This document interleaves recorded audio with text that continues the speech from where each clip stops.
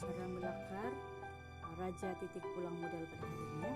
Oke, pertama sekali Anda perlu ingat titik pulang modal ini ialah di mana organisasi telah mencapai peningkatan hasil jualan atau produk ataupun hasil sama dengan modal ya. Oke, titik pulang modal.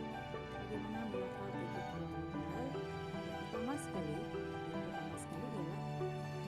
paksi menegak dan juga paksi lintang. Oke, ingat ada dua paksi untuk menyiapkan satu titik pulang modal. Oke. Kemudian yang seterusnya ialah letakkan nilai kosong, sebab untuk memulakan nilai harga ringgit Malaysia ataupun kuantiti kita bermula dari titik kosong. Oke, pada paksi menegak kita labelkan sebagai hasil ataupun kos dan diberikan unit RM yaitu ringgit Malaysia. Manakala di bahagian paksi melintang ini kita letakkan label kuantiti dan simbol Q untuk kuantiti. Oke, boleh paham? So, paksi menegak dan paksi melintang. Oke, berapakah garisan yang perlu kita hasilkan? Sebenarnya ada dua garisan utama, untuk graf dia. Yang pertama sekali ialah garisan yang berbulah daripada titik kosong. Buat satu garisan menegak dari bawah ke atas daripada nilai titik kosong. Ini kita panggil sebagai apa dia kelas? Ini kita panggil dia sebagai jumlah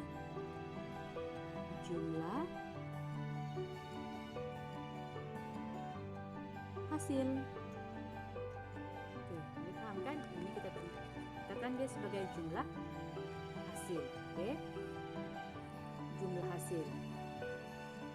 Kemudian garisan yang kedua ialah kita bermula di bahagian atas sedikit, di atas nilai titik kosong, sebab ini adalah lakaran bukannya graf ya.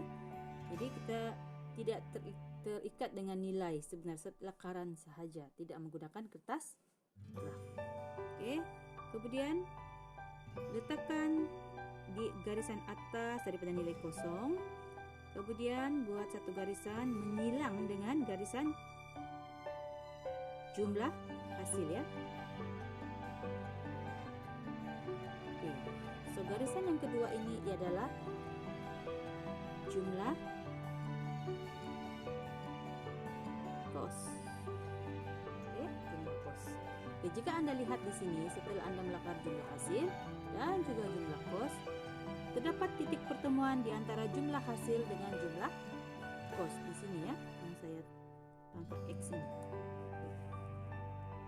Kemudian untuk melihat berapakah harga titik pulang modal, Anda gariskan titik pertemuan di antara jumlah hasil dengan jumlah kos di bahagian garisan ataupun graf menegak ini ya, di sini.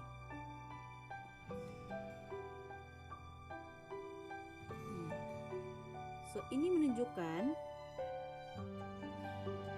harga titik pulang modal. Boleh paham, diulang balik ya. Ini ialah harga titik pulang modal di mana berlaku pertemuan di antara jumlah hasil dengan jumlah kos. Kemudian jika ingin melihat kuantiti titik pulang modal, kita juga mengambil nilai titik pertemuan di antara jumlah hasil dengan jumlah kos. Itu di sini. So di sini kita labelkan dia sebagai Q1. Di sini ialah harga. H1 menunjukkan harga titik pulang modal dan ini adalah kuantiti titik pulang modal. Ini merujuk kepada berapakah nilai pengeluaran yang kita seharusnya keluarkan agar kita mencapai ini titik pulang modal. Oke, boleh paham? Oke, seterusnya bagaimana kita mengetahui adakah kita mendapat keuntungan ataupun kerugian? Ya, ingat ya tips dia. Oke, ini adalah kuantiti titik pulang modal. Maksudnya, jika kita menjual di tingkat pengeluaran Q1 ini, kita akan mendapat jumlah hasil dan jumlah kos yang sama. Kata orang, balik modal, setakat balik modal lah. Oke, untuk melihat kuantiti pengeluaran berapakah yang kita akan mengalami kerugian jika kita menjual produk jualan kita ialah sekiranya jualan kita itu, pengeluaran kita itu berada di sebelah kiri, yaitu berada di bawah tingkat pengeluaran di sini ya. Jadi di sini kita akan dianggap sebagai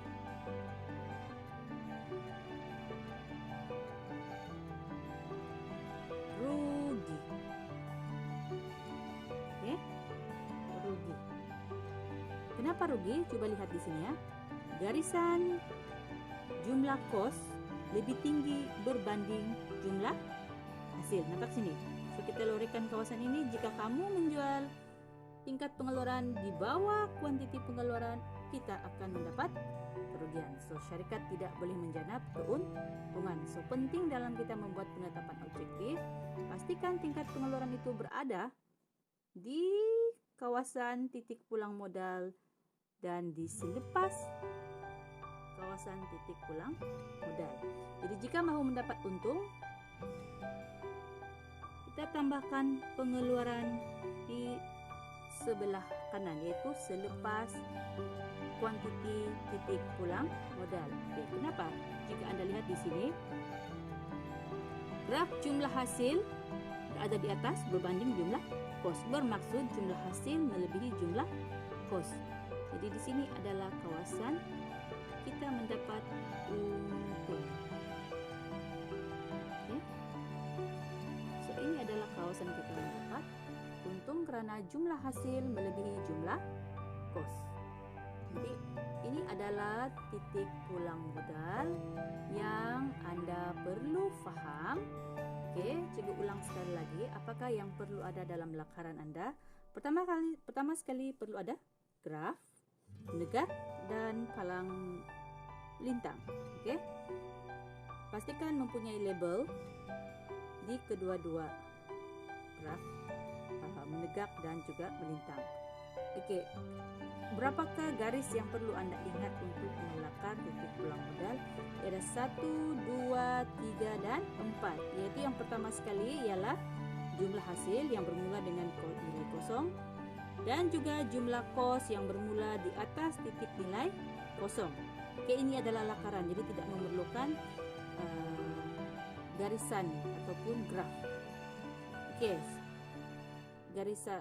Seterusnya Anda mesti melihat di manakah titik pertemuan di antara jumlah hasil dengan jumlah kos. Titik pertemuan ini akan menunjukkan titik pulang modal, yaitu jumlah hasil sama dengan jumlah kos. Jadi di sini berapakah harga titik pulang modal? Dia berada di sini, H1. Dan Q1 untuk jumlah pengeluaran titik pulang modal.